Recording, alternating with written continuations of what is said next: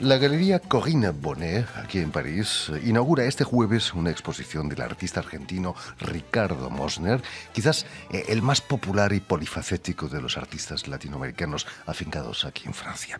Si la pintura es su caballo de batalla, se le puede también escuchar en las emisiones de la radio France Culture, ver sus ilustraciones en numerosos libros o ver por las calles sus carteles para multitud de festivales o incluso impulsar colectivos de artistas argentinos. Y para hablarnos de esta exposición y de su intensa trayectoria artística, Ricardo Mosner ha sido tan amable de venir a nuestros estudios. Buenas tardes, Ricardo. Hola, ¿qué tal? Muchas gracias de haberme invitado. No, es un placer tenerte aquí entre nosotros.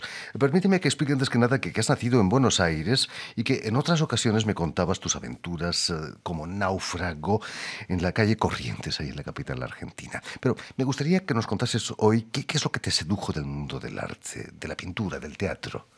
Lo divertido que era en aquellos tiempos.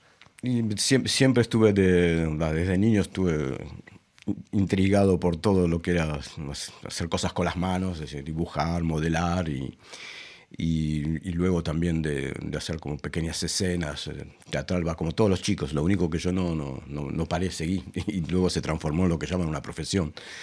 Así que no era una cosa que... No es que tuviera familia de artistas o que me hubieran mandado a escuela de artistas o que me hubieran impulsado para ese lado, todo lo contrario. Pero, no sé, salió así, no sé de dónde vendrá.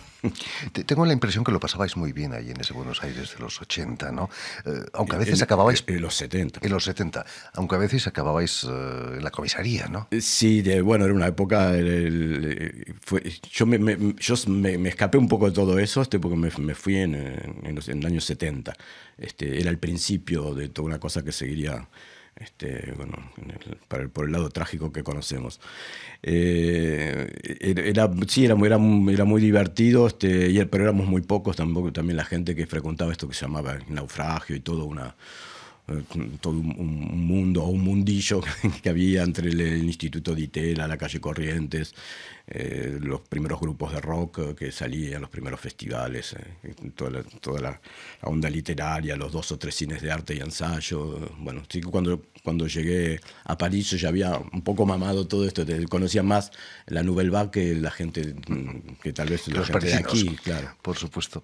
¿Es cierto que en Buenos Aires soñabas con vivir aquí en París? Sí, fue eso, no sé por qué, será porque en Argentina dicen que los niños vienen de París, entonces digo, bueno, voy a volver, entonces,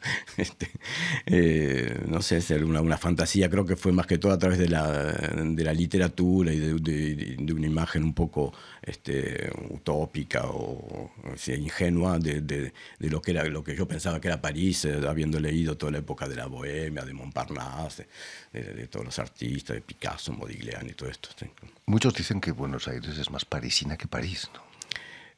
Bueno, yo ahora hace ya 9 años que no voy por ahí, porque bueno, como esto de que nadie es profeta en su país, tampoco sé si lo soy aquí, pero aquí sí tengo más facilidades para trabajar, no sé por qué lo tengo tan complicado con mi país, que siempre me invitan, pero la parte práctica no termina de realizarse, así que no sé, tengo una actividad más, me conocen allí, pero más por repercusión de lo que hago en Europa o en otros lugares que en Buenos Aires mismo. Sé que hay una gran efervescencia artística, pero si la última vez que he estado ha sido en el año 2008-2009, que he llevado el grupo el colectivo el cual yo me ocupo y que tiene actualmente una exposición en la Casa Argentina de la Cité Universitaire. Llevé una exposición en el año 2008-2009 y fue la última vez que fui y los proyectos en los que empezamos a trabajar en eso todavía están en veremos, como dicen. Vas a venir a Europa en barco. Sí.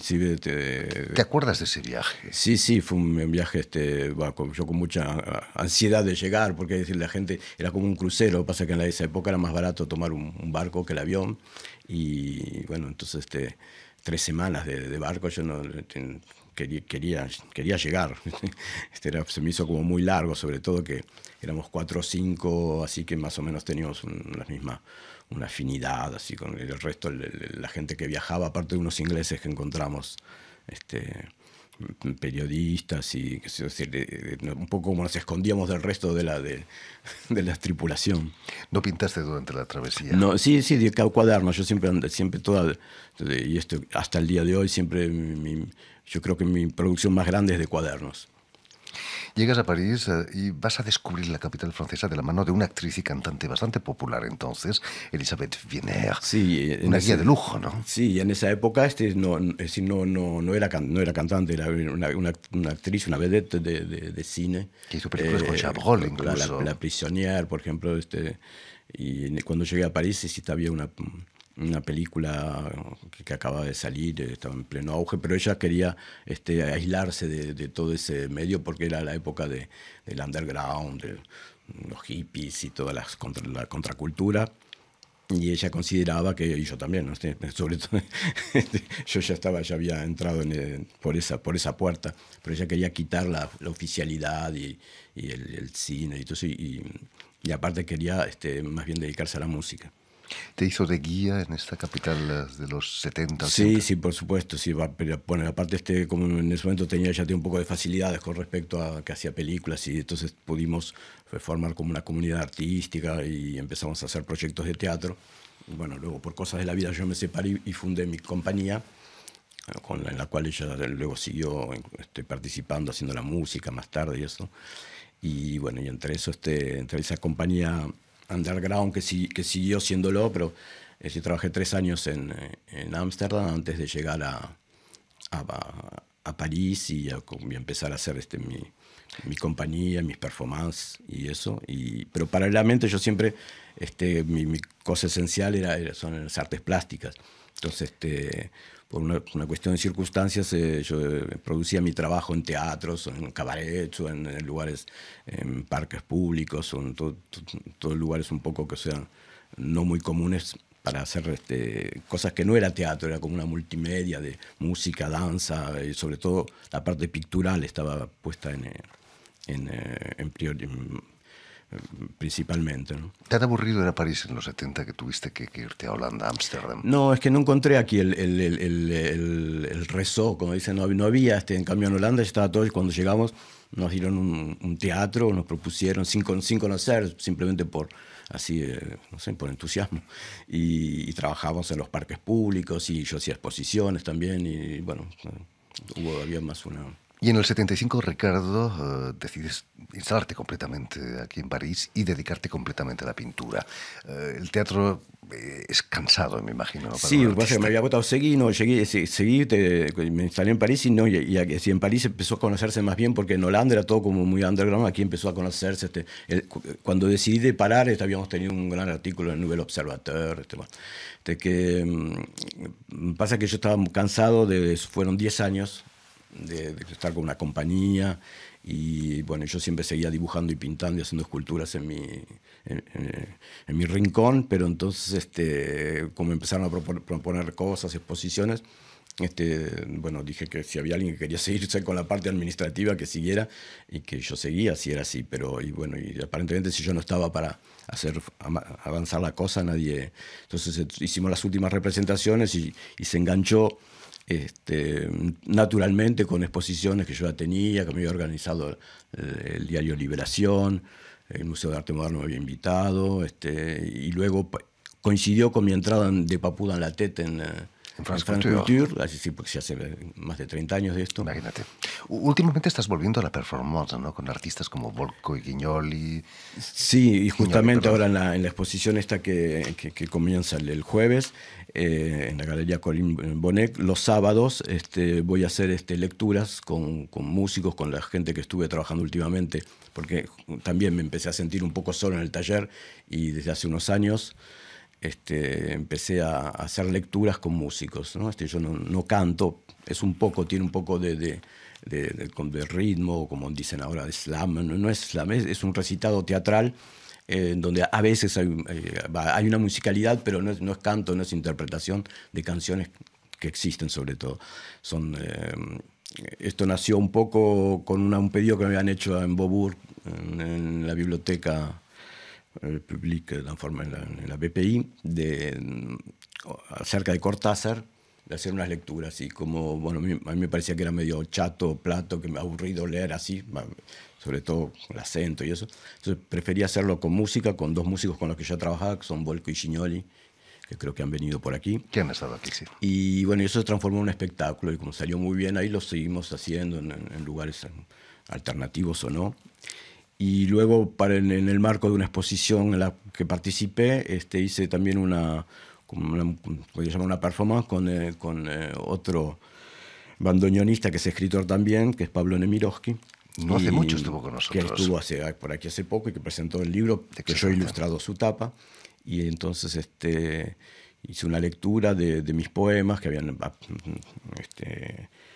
sido editados en una revista literaria con dibujos míos, y entonces los leí de una manera un poco como una performance, pero no es una performance, son lecturas un poco teatrales, y con una bailarina, que es en realidad es una cantora, Marina Cedro, pero que en ese caso me ayudó un poco con la parte vocal, pero como era yo ya que decía los textos, y ella hizo más bien una parte escénica de danza para que tuviera una cosa también más teatral, bailada, la performance. Ricardo, un café en el Boulevard Saint-Germain, el Sur, ha sido el aglutinante de los artistas argentinos aquí en París. Casi todos se subieron al colectivo, que es ese colectivo de artistas del que nos hablabas.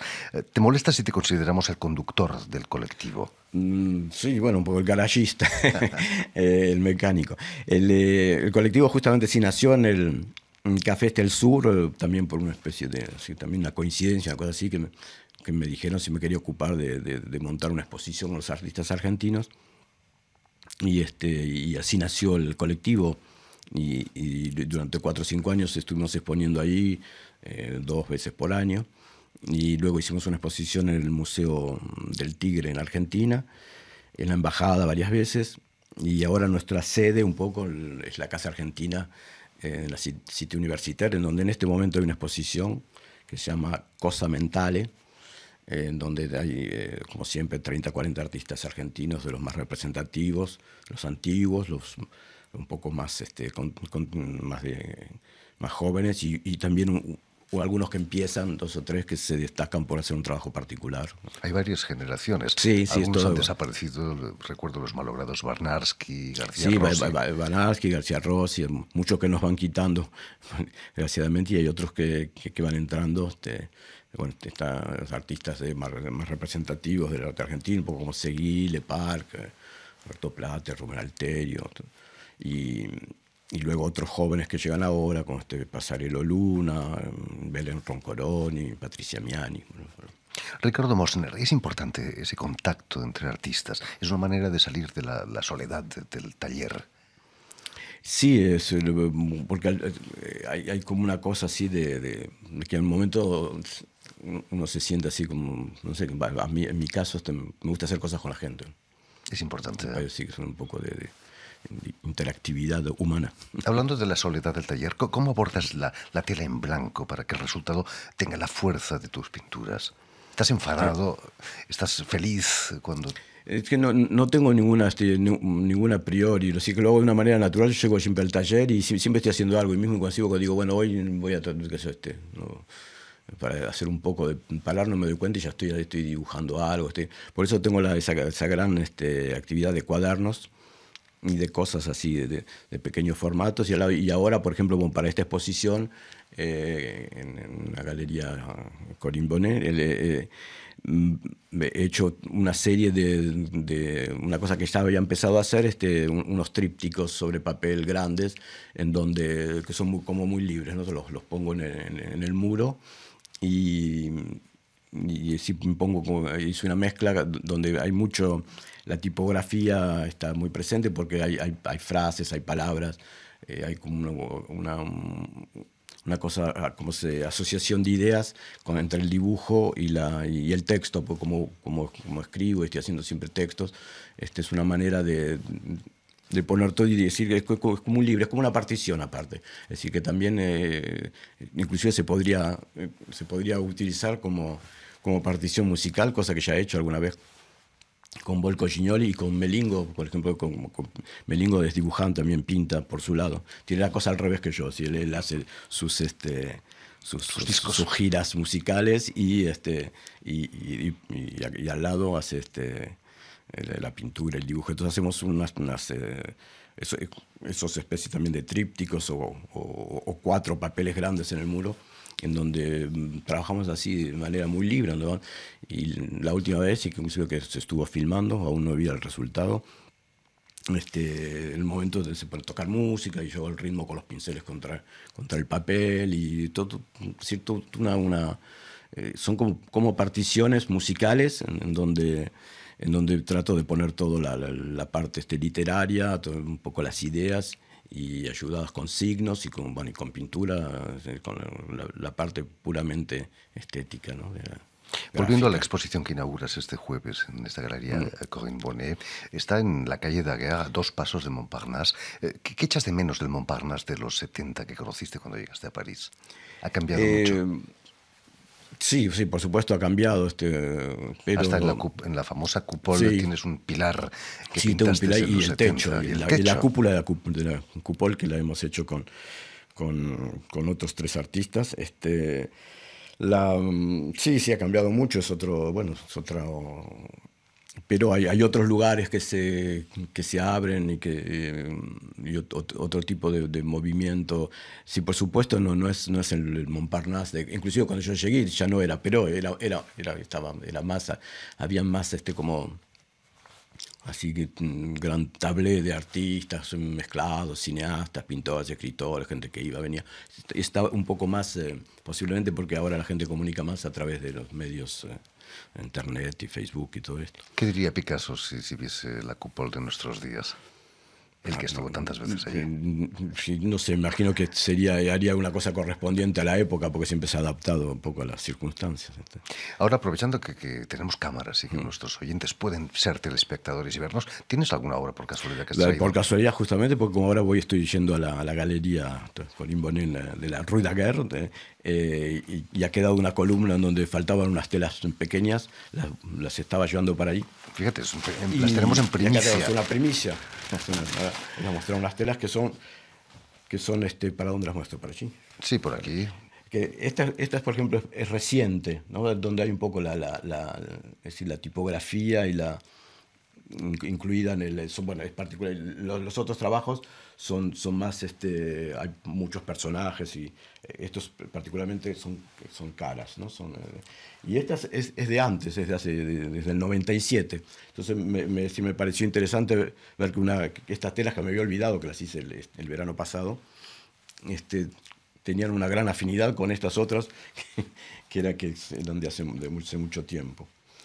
Con la fuerza gráfica de tus ilustraciones. Fantástica. Bueno, en fin, pues ya lo saben, tenemos aquí en primicia telas que van a estar expuestas en la galería Bonnet. Bueno, estas son las más pequeñas, pues están estos trípticos, después hay unas telas grandes y también muchos pequeños y medianos formatos, un poco de diferentes épocas, y toda una serie de dibujos nuevos que son un poco como esto, que son como un poco como particiones, donde se entremezcla todos los cosas así que vividas, pero traspuestas, ¿no? Metamorfoseadas, en donde hay una mezcla de como hay como un ritmo y como hay como frases y se entremezcla todo un poco de manera media un poco caótica, pero bueno, para mí tiene un orden muy preciso. En fin, pues ya lo saben, tienen una cita en el vernissage de Ricardo Mosner este jueves 8 de febrero en la galería jueves 9 de febrero, no nos equivoquemos, 9 de febrero, en la galería Corinne Bonnet en la calle Daguerre, el 63, si no me equivoco. Muchísimas gracias, Ricardo, y sobre todo, si quieres volver a escuchar íntegramente esta entrevista, o incluso verla en vídeo, lo puedes hacer en nuestra página web, RFI en español, en YouTube, o en la página Facebook de la emisión El Invitado de RFI. También nos pueden seguir por Twitter. Y permíteme también dar las gracias sobre todo a Elena Abril, quien está detrás de los cristales al tanto de que todo salga bien en este programa. Gracias de nuevo, Ricardo, y que sigan los éxitos aquí en París. Gracias, Jordi.